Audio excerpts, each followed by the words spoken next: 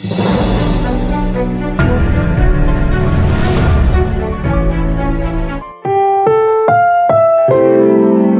programang ito ay rated SPG, striktong patnubay at gabay ng magulang ang kailangan. Maaaring may masiselang tema, lengguwahe, karahasan, sexual, horror o droga na hindi angkop.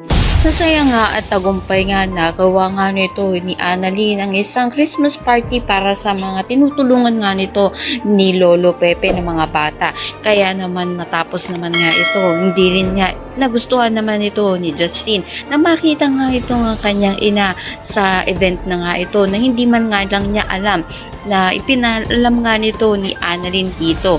Kaya naman sinabi nga nito ni Giselle na aalis na lang siya upang hindi na nga masira pa ang araw nga nito. Subalit nang papaalis na nga ito nga si Giselle kasama nga ito nga si Lynette ay pinigilan niya nga ito, tinawag niya nga ito. Malaking posibilidad nga kaya na ito na nga kaya ang umpisa nito ni Justin upang sa gayon nga bigyan ng pagkakataon itong nga si Giselle na mapatawad nga niya at muli nga sila magkasama na. Sa muli nga kayang pagkikita nga nito ni Justin at si Giselle ay magkasundo na nga kaya sila at mapatawad na nga ng tuluyan nga nito ni Justin itong kanyang ina.